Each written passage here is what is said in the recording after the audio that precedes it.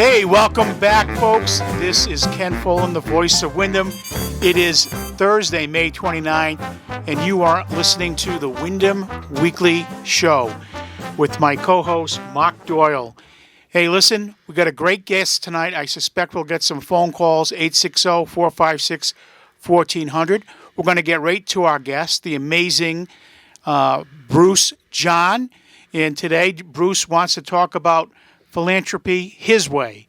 And we'll kick it off like that. Everyone who doesn't know Mark, maybe Mark will, Bruce, maybe you can expand on a little bit of the bio. I've known Bruce for years. Matter of fact, I knew when he was a traveling salesman taking pictures of cars and getting them in the broadcaster.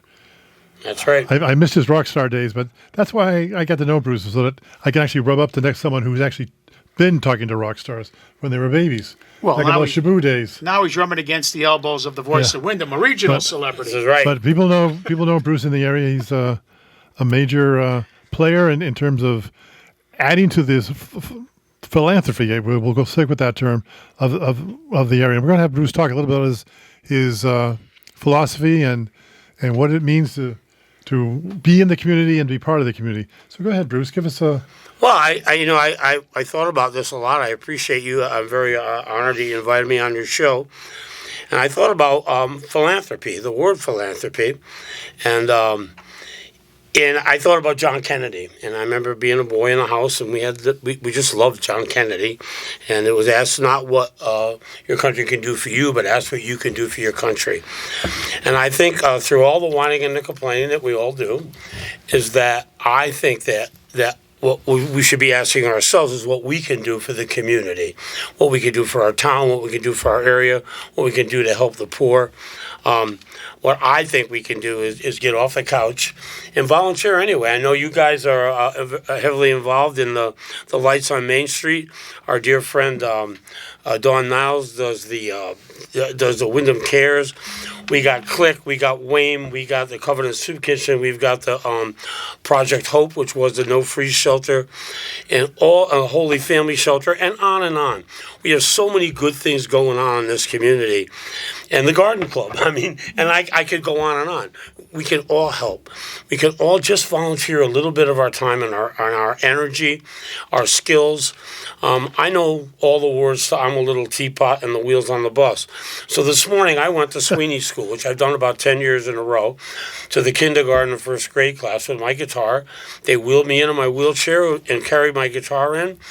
And I had about 40 or 50 little kids doing the hokey pokey and the chicken dance, and we had a great time. And I think that it had an impact on them, and it does every year. I see the smiles on their faces. And anytime you do anything that's good, anything, you're going to get rewarded tenfold because of the response that you get.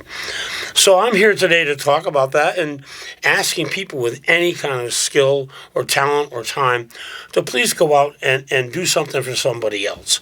That's what philanthropy is to me. I can't write a check, but I can get others to write checks. So that's kind of what I do.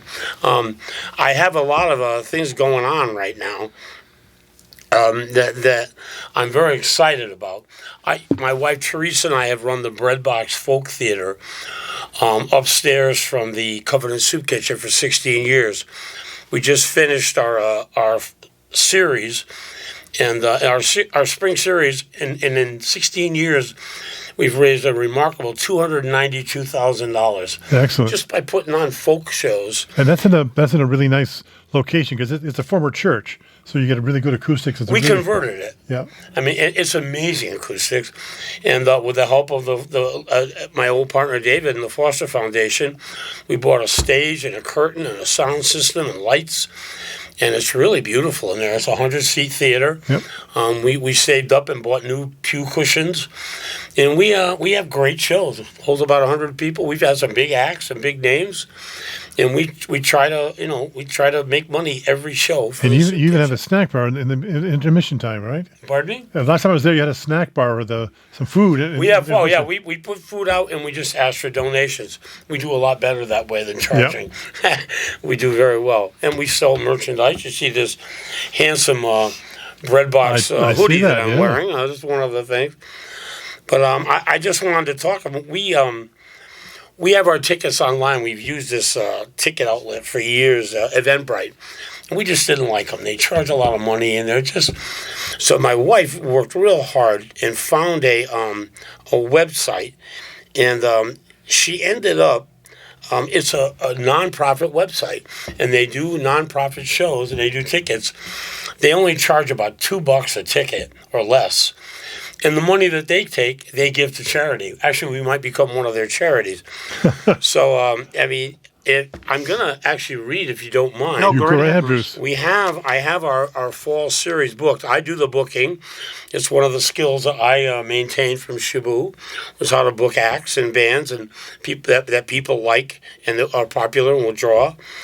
So I'm going to just read it to you, and you can go to the breadboxfolk.org, and our website now has a ticket link to it, and we're going to start in October on the 5th with Ordinary Elephant. They're out of the South, and Gail Wade Trio. She's a Connecticut lady.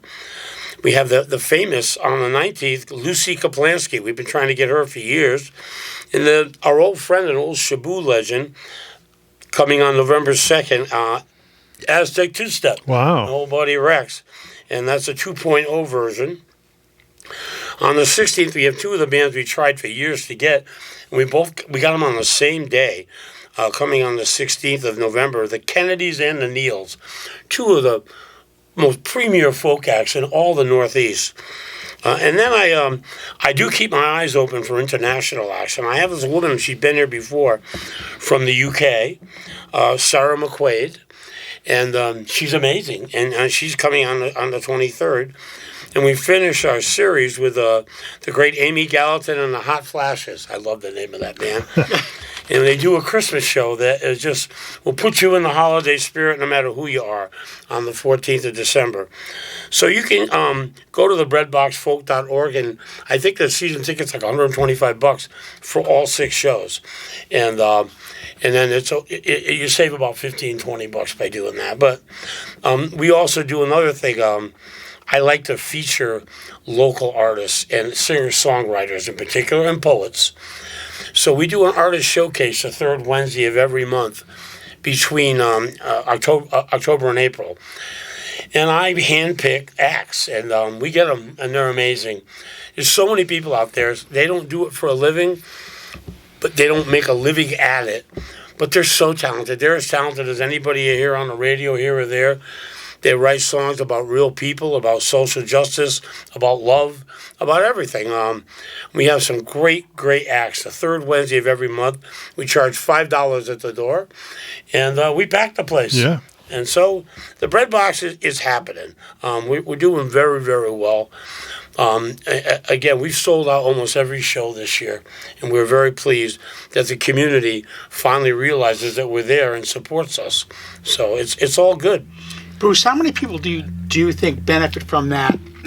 Well, yeah, that are really in need of the meals. What I try to do at this is one location. It's a really good question, Ken, because other people have been trying to do charity work. I said the first thing you should do, and I just broke my own rule.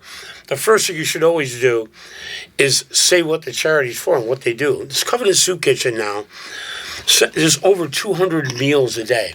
Wow. 200 meals, that's lunch. Yeah. Not even dinner. Yeah. And then they took, if you drive down Valley Street, they took the old parsonage, the rectory, whatever you call it, and they redid it, and they put an elevator in, and that's where the food pantry is. They used to do about 80 families a month. They're like almost 200 families a month. Depends on their groceries.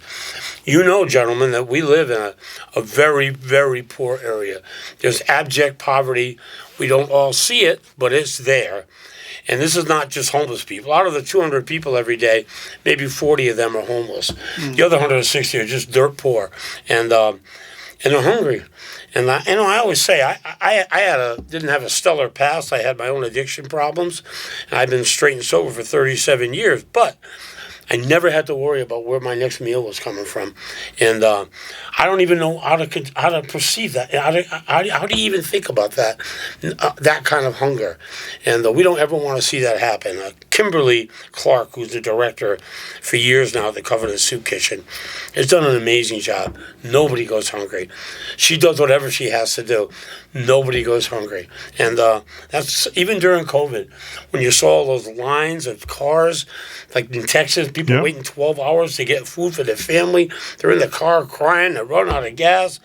Never happened in Willimantic. It was amazing, and you had to put everything in plastic bins back then, in little to-go containers. You couldn't even give someone a sandwich. That's right.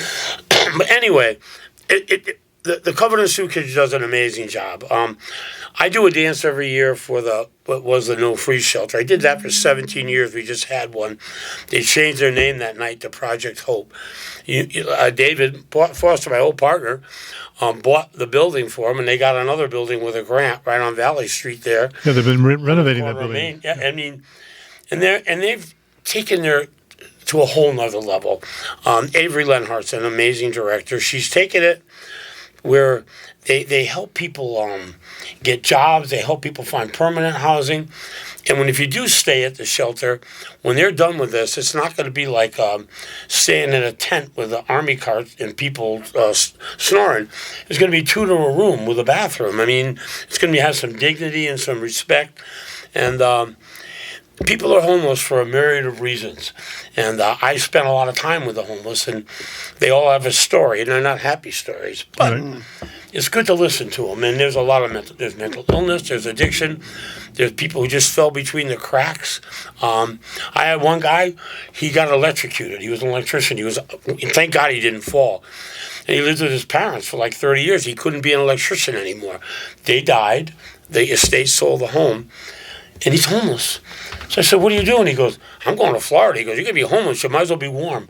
So anyway, we raise about $10,000, $11,000 every year for the shelter by doing one dance in January. Everybody dresses up like hippies, and I get a couple of bands, my band, and we volunteer. Yep. So I'm just throwing this stuff out there of what you can do in the community to help. Now, you have a couple of different bands, so... Who's in your regular band? I've seen them before. Well, right now, it may be our last gig this week. It's Wild Bill on the guitar, Frank Bussey on the drums, and Eric Engman on the bass. But I think Friday we're playing at the Hungarian Club. That's tomorrow, right? Yeah. And that might be our last gig. I'm starting a new band. It's called, after 25 years, they're kind of retiring and going on their way. But we're going to call it the Bruce John Genre Jam. I've got my virtuoso son-in-law on upright. I have my old guitar teacher, Jim Mersick, probably the best fingerstyle player in Connecticut. And the girl who plays with me all the time, Peggy Ann Contos Harvey, the Contos Drugstore. Remember that? Yeah. That family. She's a Wilmette girl. What happened to the church lady? Huh? What happened to the church lady? Passed away. Oh, I'm sorry to hear that. Yeah, sadly. But we do a lot of stuff in her honor. But I'm going to start this new band, and we're going to do everything. We're going to go from the Wabash Cannonball to Take 5 to, we're going to do every kind of genre you can even imagine, all at once. So that's what I'm working on there. How about, the only question I have, how about the Coventry Church? Do you still do your gospel show? No, we haven't done the gospel show. We've kind of, a lot of the food insecurity stuff that I was doing there for the Access Agency, we transferred over to the bread box. Okay. And I think we've had a more significant impact. We would do one truckload of food, $3,000-$4,000 worth of food, and we do that in more than in 2 weeks now with the bread box. So I try to just get better at it. Absolutely. Although we still do those songs every now and then. Something, Mark, I'm just sitting here thinking about the conversation we had before we went on the air. You're talking about philanthropy and just writing a check, or, as you say, you use your energies to get people involved and volunteer. We have the new school superintendent coming on next week. And I'm going to put the bug in her ear because when I was a chairman, I had Lefty Forster come on and give a graduation speech. I think your speech would resonate now with these kids, to get them to volunteer, to see the importance in volunteering. Because what I'm seeing, and I'm sure you are too, Bruce, is folks like Mark's age, because the voice is still very young, are getting tired, and I don't see. Well, I don't see the backup coming in. I think that lesson needs to be I said. didn't either until a couple of weeks ago. Kevin, and this came to me as a surprise. There's a young lady next door named Daniela who runs Spiral Arts. Mm-hmm. And Chris Beaudry, who just opened the River Room music place, dear friend of mine. His mom's a friend of mine. They were doing an empty bowls at the community center, the Seizure Center. They asked me to play, so I played, and I got Patty Tewitt and Jason and Janet Youngden to come play with me. Made $8,000 for the soup kitchen that night. And I looked around. I went. It was younger volunteers. Finally, because I agree with you. I got scared. There's Christos Provençalis. There's Chris Grant, the connector there. This is the next generation, and we are going to have to pass the torch to them. I was invited a couple of years back to do the keynote speech at the ACT graduation. Oh yeah. And that's exactly what I told them to do. You're all talented here. I know that's why you're in this school. Use your talent to help your community somehow. And I want to talk about another charity I'm doing, and it's a good segue because I spoke. Kim Silcox was at Eastern for years, Yes. was in charge Right. of all of the volunteerism. Right. And my dear friend, Ray Aramini, of course, if you can get the rugby team to help you, you're all set. Right. They did all of our Shibuya unions. But I think that passing the torch, they just need mentorship and they need leadership. But I think it's coming along. And I got invited. I got a call. I do a lot of work with the intellectually disabled. That's what I work. I do therapeutic music. And I play group homes and I play day programs. And I was approached by an organization, I'd never heard of them, the Connecticut Parent Advocacy Center. And they have a big conference every year at the end of July at UConn. They have 40 intellectually disabled individuals, but they're high-end, accomplished. I mean, they do a lot of stuff. And they have a conference about leadership and their leadership in that community. So they asked me to be the speaker there, and I'm working on that. And I was honored, but yet, what do I say to these young folks? And I think in order to help them, I'm going to bring them to the half of them to the Covenant Soup Kitchen one day, and the other half to the CLCC, the Creative Living Community Center over in Coventry. Have you ever been there? It's a farm No, I've never. stand. I don't. It's run by the intellectually disabled, and they're a big part of our community. And Special Olympics in Windham is amazingly popular. I know that's where Chris and Chris do a lot of that. But I think that by getting more and more young people, I completely agree with you, involved. I got a call. This is a segue into it again. My next thing was I got a call from a woman. She's an artist, Nancy Burnell, and she said, I've never met her. She's 70-ish. She said, I'd art teacher. She goes, I want to do an art show for all the people that got wiped out by Hurricane Helene in Asheville, North Carolina. I use think globally but act locally. I've never really done anything like that. I said, but it appealed to me, and then I went and looked at the devastation of these people. Probably the worst disaster in 100 years in America. They got 28 inches of water in less than 24 hours, wiped out the whole town. It was an art mecca, and it was artists and musicians, and like 350 artists that were completely lost everything. All of their tools, all of their art, all of their homes, all of their studios. So we're going to do a benefit, gosh darn it, right here. Right here. Us Yankee Northerners, we're going to help our Southern friends. And we're going to do the Artists for Asheville at the Shabu stage on September 13th. I think we're going to have like 100 tents of different artist vendors. And I was able to get the great Kerry Powers, who's an artist and a great singer. And I got Hugh Blumenfeld, who was Willimantic's and the Connecticut State Troubadour, and his band, and my new band, the Bruce John Genre Jam. We're going to play for free. It's all free to get in. And I'm trying to, after this, I'm going to try to go get some corporate sponsors and see if we can help these people. These people, and we've all had trouble in our life, but not like this. I've never seen anything this devastating. So in the middle of all that, we ended up with Eastern. I called the lady at Eastern to his kids played. She says, "Oh, I can get you 20 kids that morning." And so we're going to have Eastern kids come and set up. I did Mansfield for years, the downtown thing. Downtown festival, They got the Yukon kids to come over, help us oldies set up all the tents and stuff. So that would, when you were talking about young volunteers, I mean, at least they're starting. But I agree with you as far as the schools go. The school is the biggest economic driver in our community. Yep. Period. Without a doubt.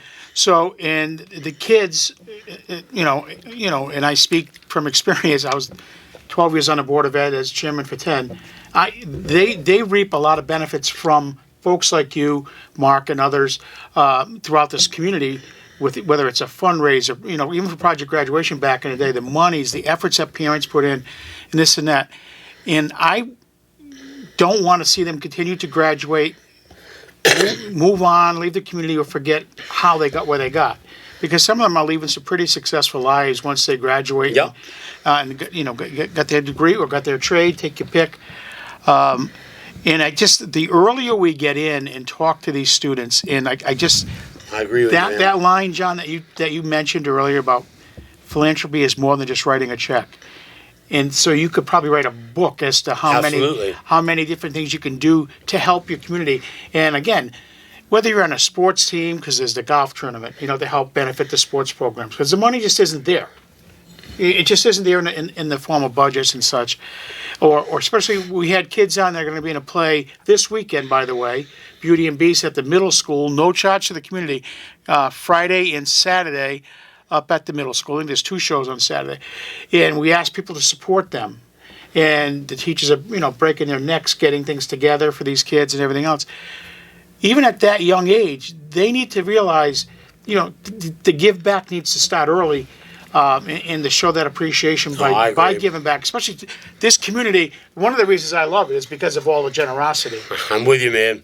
That's the generosity. It just shocks me every time you. Well, it's not just to ask. Think back to when it started with you, though. It started with me. I was in 7th grade. I had a teacher, Mr. Olds. His cousin was Wild Bill Olds, the sports guy, was on ILI. Yeah. He was the first guy ahead of the ACLU in Connecticut. But he used to bring me to a thing called the Windham Equal Rights Commission or something. I go to these meetings at the old CL&P building, and I met people there.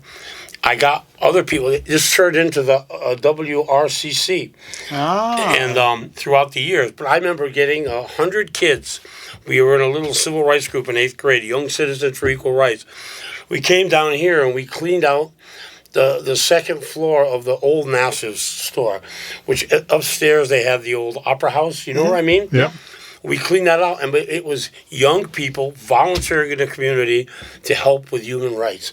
We learned that in 66, 65. I mean, that's what my foundation is, from learning to do that stuff, and I never stopped. I volunteered at the Mansfield Training School when I was in high school. I mean, I agree with you 100 million% that teaching young children how to be part of the community and give back it's imperative, or it will go away. Well, I think it makes us better citizens in the future. Yep. Yeah, it's also one of the, I always say it's one of the better kept secrets in Willimantic, because the Eastern Connecticut University's Student Engagement Center, those kids come out every year and help us with Lights on Christmas on the Main Street. They come out to help you. Fabulous. They're a fabulous group. They're very involved with the schools. They're helping us with their after-school program and reading and tutoring kids.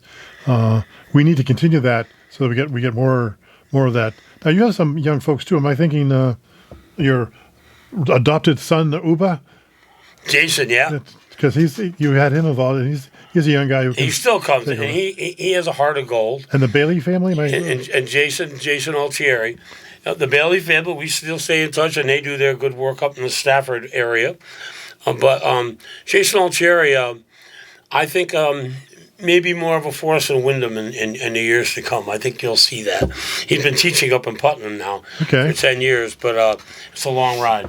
But I'm hoping he'll come back. But he loves this town. He loves people, and he's my best friend and my best volunteer. Yeah, he was. I remember when he opened up his store on Main Street his restaurant. Yeah, he did. Yep, he's a Cupid. Yep. I mean, I'm a Cupid. I mean, you get that because you did stuff. We're on WILI right now. I called Colin Rice the other day. And I went, Colin, I want you to be a corporate sponsor, a media sponsor for my Asheville for Artists concert. Absolutely anything you need. You know, I mean, it was, he didn't hesitate at all. And that's the kind of town we live in. I'm an Elk. I don't do a lot of volunteering at the Elks, but I'm so proud of all of them. And the Whites and everybody over there, they never stop. They're always doing something good for somebody. And their sister, Dawn. And so we're just an amazing place we live in with amazing volunteers. I've had people in Norwich and Rockville approach me throughout the years. So how come this works in your town and it doesn't work in other towns? I said, volunteers. Yeah. I played it third Thursday this month. I looked around and I yelled at Gene Dismay for carrying giant buckets of water. I said, Gene, you're going to kill yourself. Don't do it. But there's so many people that care and want to help. And it goes on and on. But you're right. We need younger bodies. Well, if you start them young, they learn that value. And it should stick with them, or at least with most of them as they go forward. And to hear it from someone like you, should be pretty impressionable upon them. Because this is my third time I've said it. I love that line, Bruce, and I'm going to use it. Please. I think it's a message that really resonates for this community. Because not a lot of people have the wherewithal to write the check to help all the time. But geez, because we used to do it. I was a scout leader too. I did the little league and all that. And it's like, hey, I get it. You don't have the money to do this. Can you volunteer to help the fields and do this and But we're kindred souls here. And I when you just said scouting, little league, all these things are so important to build a foundation of children's ideals and what their character is going to be, and I love all that, and no better place than Willimantic, Windham, and Mansfield, Coventry. I go to church in Coventry, and we try to do the same thing over there. And there's some good people all around in these area towns. This art thing that we're doing, we have the art guilds from Ashford and Coventry. We have the Willimantic Regional Arts Council with Kathy Shire.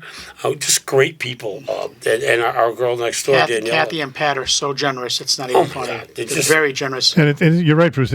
When you organize it and you get together, this is a very generous community. I'm always amazed. Some 20 years ago, we started Dollars for Scholars at the high school where we're giving college scholarships. And we were giving $20,000 worth of scholarships in the beginning. We are now, like I say, in our 20th year, we're going to give out a total of $58,000 in scholarships. That's fantastic. And it's all local money, and most of it is money that comes to us in $25, $50 checks. There are some, $100 checks. Grassroots, baby. No huge amounts of money. It's a generous community. If you're organized and you ask and you have a worthy cause, but we've grown, as I say, from 20,000. Now we're giving out 58, and some of it is going to be multiple year scholarships for kids to go to school. So make it possible for kids to get to college. Well, what I said earlier about being a conduit, and I tell my wife this all the time. I said, I think because I've done so much of this, that people trust that I'm not going to take their money and put it and spend it frivolously, right? Or in some places important. unsavory. When we're doing this thing for the artists in Asheville, we vetted the 501c3s that we're going to donate to, and they're the ones that are going to make sure the artists get the money. There's no upper echelon. And sometimes I know that in the Girl Scouts, I remember it was a big thing when my kids were in scouting. It was like a 20-25% of the cookie money was going to executives. Yep. I think they stopped a lot of that. Yeah.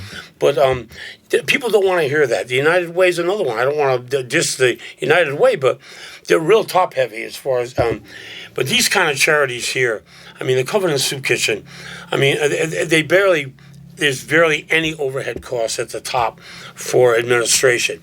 It's a couple of workers, and all the money you give us at the bread box, every cent of it, after we pay the artists, goes to feed somebody. The next day it feeds somebody.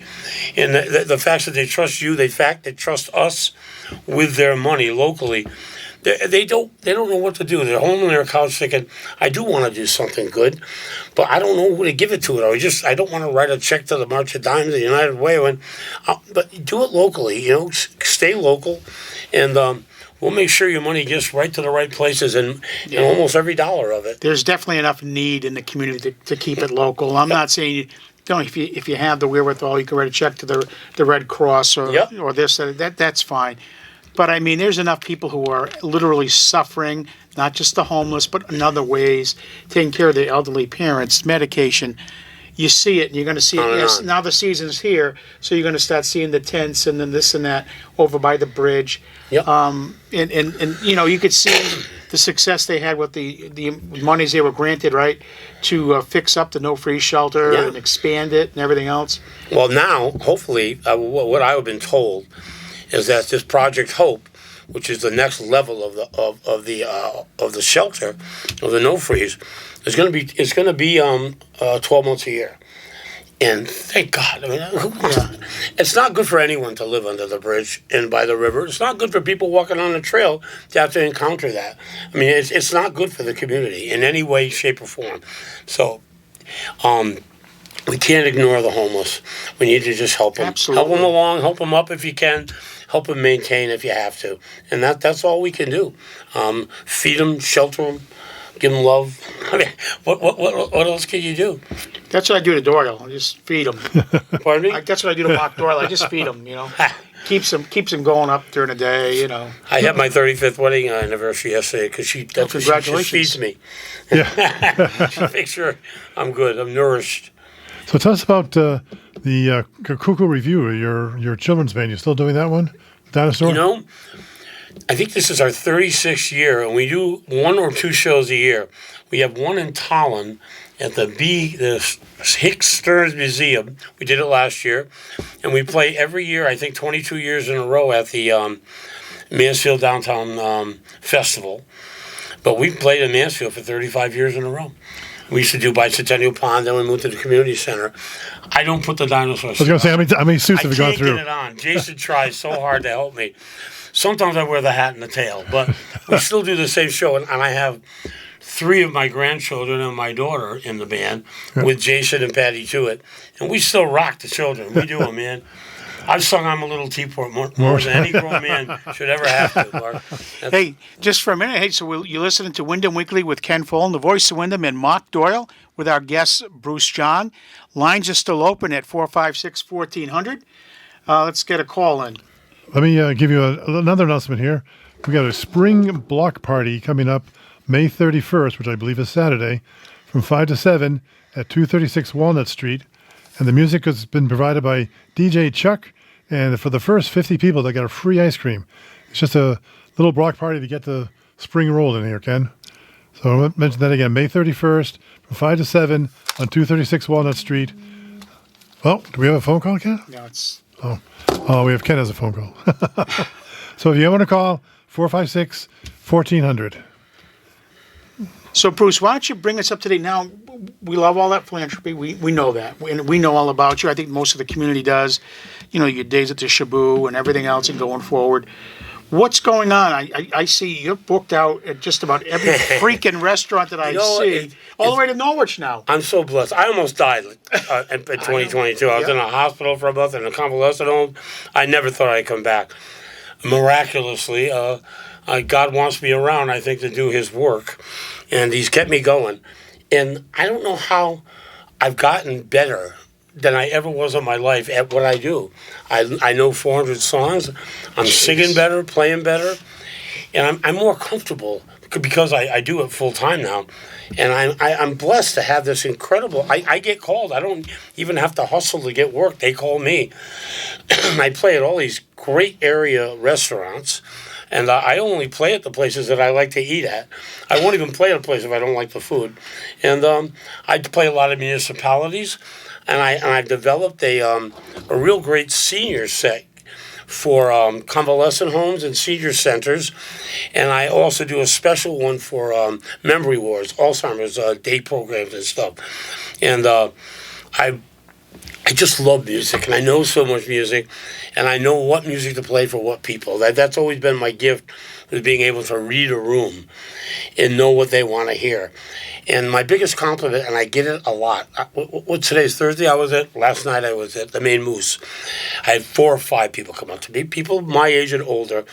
Oh my God, I knew every song, and I made me think of the people that I used to hang around with. It made me think. That's the key, is creating memories. I always say I'm taking you on a musical memory lane. And that's what it is. We go back. Music just brings out something in everybody that brings them to a time when you start thinking about when we were teenagers, maybe we were in our 20s, and it was a time when we were young and vibrant, and it brings that up in us. It brings out those memories and who we were hanging out with.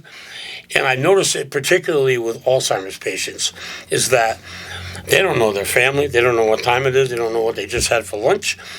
They're never going to remember me once I'm gone that day.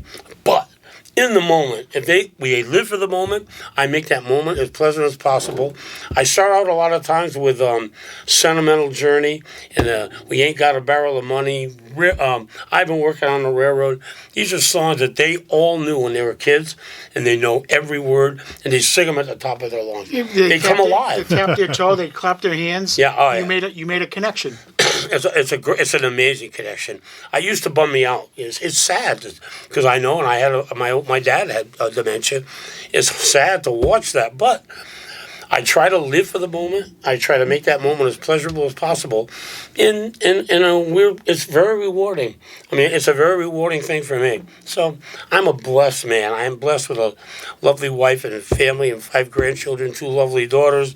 I mean, I'm just surrounded by love, and I have a ton of friends. And I genuinely love people. I think that's part of what helps my music. And when I'm performing for people, I do everything in my power to make a connection. Eye contact. I yell at people all the time to never wear sunglasses on stage. The eyes are your window to your soul. You need to make eye contact with people and let them know you're singing to them. And look around. I did that this morning at Sweeney School. And all these little kids, a couple of them melted me. They were so adorable. They were all adorable. But I tried to make them think I'm singing to every one of you, in the room. So that's what I do. And Sweeney's a special school for all their, when they have their functions there. My days of being on the school board, it was that Thanksgiving dinner that they would have for those kids, their lunch, I should say. Holy smoke! I mean, because you're sitting, every adult was put with a group of kids and this and that, and to hear their comments and how they're eating it up and this and that. It's all our elementary schools are special. But there's something about Sweeney. My kids they were out in the Windhams. But that school, just in the way that Mrs. Kiss operated that program back in the day, a very special place. And it's maintained, and there's some great teachers. I mean, I go to Anne-Marie Miller's class every year, and she's about 4'8". She's a Brit. And you would think that the kids would be unruly in a kindergarten or first grade class. This is what she did this morning. She goes, and they go, and boom, there's total silence. I don't know what she ever did to them, but wow, it's that's amazing. The training they got. It's amazing. It was like Pavlov's dogs. I mean, they were just amazingly trained to be polite and pleasant. Oh my God, they were awesome. They all slapped me 5 on the way out. I felt like remember the chimney guys and the Mary Poppins? Yes. When you shake hands. The chimney sweeps. A chimney sweep. Right, you go. That's what I felt like with all those little children. You get lucky if you shake hands with a sweep. Yeah. Anyway, I'm a blessed man, Yeah, and you're very blessed. Yeah. I'm still rocking. As long I don't walk well at all. I have some leg issues, but I have an 18-year-old grandson, Logan, who comes to me to all my shows. I pay him. That's his job.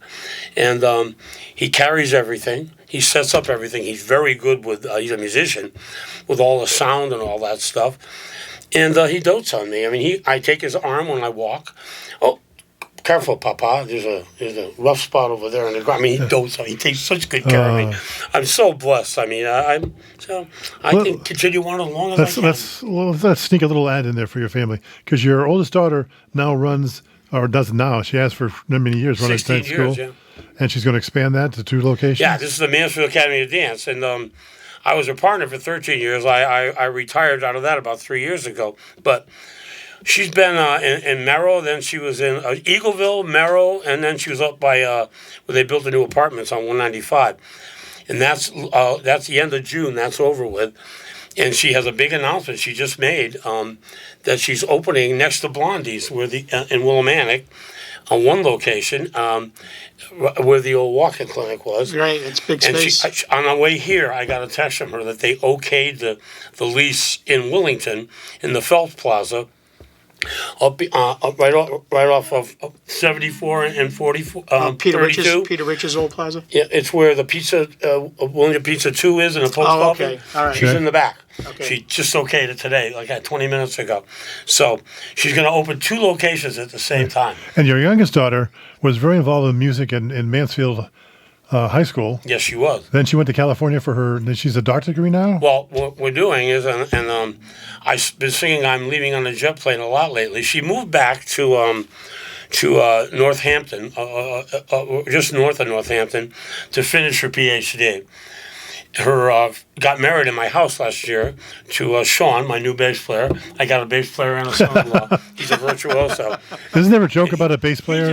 He just got his master's in music and music education in Hatfield, the little town they live in. Just hired him as a full-time music teacher. And on June 12th, we will all be in Santa Barbara. She said, "Daddy, you really need to watch me walk across the stage," knowing how much I hate to fly. But we're going out. I got tickets. And she's going to get her PhD in public history. So they're gonna knock you out for the couple flight. weeks. They're gonna knock you out for the flight so they can get you there. I'm there. I remember the story when you decided to drive across the country and you had to lay down in the back because you were in the mountains. Oh, no, they blindfolded me when we were going up the mountains because I was I can't stand looking at the drop. Had to be on the first floor of the motels and I remember. Oh, yeah, I'm incredibly claustrophobic and afraid of heights. But we were coming down over the Rockies, and I was driving it before I realized this. My wife went, "You're having a panic attack, aren't you?" I'm driving. I'm like, oh, my God, I had like 40 cars behind me because I was going 3 miles an hour, killing my brakes. But anyway, it's all good. I'm very proud of my youngest daughter. Yeah. Public history. It's a great PhD. It's a great subject matter. Excellent. The world needs to learn more history. Yep. So, outside of music, what else do you do, Bruce? Do you have any other hobbies? I do. You're gonna like this. I have a family business, a small family business. It's a trust that my mom left us. My dad owned Lou's Restaurant. Came back from World War II, opened this little restaurant in Eagleville.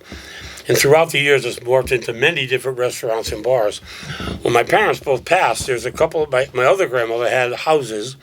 So we have a couple of apartment houses and a restaurant that we rent. And I become the new administrator of the trust. So I had my friends over at Shane Navachel, turned out it's my cousin's granddaughter, came and gave me lessons in QuickBooks. So I have a whole new skill set. So I do that. And believe it or not, my music business is it takes a lot. Before I came here today, I was doing contracts with the Mansfield Senior Center, with the Wellington Rec Department. I was filling in dates for the rest of the year at all the group homes and day programs that I play with. So I stay real busy. Yeah, it sounds it. It really does. I'm happy. I love being busy. But I also live the life of a rock star. My wife works at E.O. Smith right now, so I stay home during the day. I take a few naps. I eat well. I have a talking parrot, Eddie, for 17 years, and he keeps me company. We talk and sing. Mm-hmm. But I'm a blessed man. I'm also a member of the Congregational Church of Coventry, First Congregational Church. I've been there for 38 years. I was a Sunday school teacher for 15. Wow. I was a chair choir director for 20. And my old dear friend Bruce Johnson finally retired from there, and we have a new guy. He's been 5 or 6 years. Pastor Dave, who's a fabulous guy. He was the chaplain for all the military in Connecticut for like 10 years. He did an active tour over in Iraq, and he's a heavy dude. I love him, and I get there when I can. I sing there when I can, but A lot of times I watch them on Facebook on Sunday morning before I go out and do my show. So I consider myself an active member of that church. I also believe that it's God's work, and that what I try to do there is to get younger families to come in, and not for their own self-salvation, but to do God's work in the community, like we were talking about earlier. Sure. I think that's what the churches need to do, is that they need to recruit people to go out and do stuff. And you know, it's one thing to have a potluck, and that's what we do at Congregationalists. We have potlucks, but to go out in the community and help the animal shelter, help old people, shovel their walks, do whatever you could possibly do. That's God's work. That's church to me. So that I do a lot of that. I try to instill that in the younger people, and it's a big battle. I mean, Yeah. So listen, this has been a great conversation, Bruce. it's really nice to meet you, man. I really don't know you. You don't know me because You're in that way. I've You've seen less you a million times. No, what do you mean he's lucky? I recognize you, but I don't really know you. You know, No. I know. It's good to know what's inside you, man. But you know me. I do know you. Yeah, that's the problem. But I sang at his daughter's wedding. Yes, you did. I love that family. You did. I was at the he daughter's wedding. He was great. So I just want to thank Bruce again because he joy. is very busy, very talented. He leaves you with a great message about what philanthropy means to him and what I hope it means to some of you now in the community. And I'm going to do my darndest to get you to be the speaker I'd love to. at the high school My in absolute another honor year. and pleasure. Because I think that message it resonates with me. It resonates strongly, and I think that's a very strong message that needs to be shared. So we thank you for all of that, Bruce. You are a gem in our community, and that's Thank why you, you're buddy. honored and Thank known. you. Now, Next, I'm sorry, Mark. I was going to ask if there's anything else coming up at the Shabu stage that we should know about. Isn't Dave doing a concert at the end of the summer? I don't know what he's up to. I haven't heard anything. Usually if he's doing something, he calls me because I help him with advertising and stuff. But we're doing our big one on the You're doing Shibu yours, stage. yeah. Artists for Asheville on September 13th, 10 to 4. No Free admissions. music, lots of art. No admissions. Anyone can just come in and there's no admission charge for that concert. No. And Father, the priest from Eastern, I can't. Father Larry? Father Larry said we could park behind St. Mary's and St. Joseph. Okay. Love Father Larry. LaPointe. Yeah, Father LaPointe. That's what it is, Father Larry. Go ahead, Ken. So I was going to say, so next Thursday on our show, we will have the new superintendent of schools. Her name again, Mark? Her name is Dr. Iris Gomera. She goes officially on board July 1st. So she's chosen Windham Weekly with Mark and I to come on as her first time speaking in public. We're very excited to have her come aboard. I heard some great things as she met with some key staff members this week at the school. Right. She's been meeting. Yeah, she's works in Manchester and she's finishing that. But in the meantime, she comes back maybe one day a week and starts getting acquainted to the facility, to us. So I think the voice of Windham will have a nice conversation with her, get her squared away. That's awesome. No. Introduce her to the right people. She'll be great, and I think the teachers are looking forward to a positive continuation because Tracy was just an amazing act to follow. She was a dynamic, She was a good girl. superintendent. So we will see you here next week on Thursday at 4 p.m. on WILI. Mark? Thanks for coming, Bruce. It was a pleasure. My joy and pleasure with both of you. Thank you, guys. Thanks for all you do. Thank you.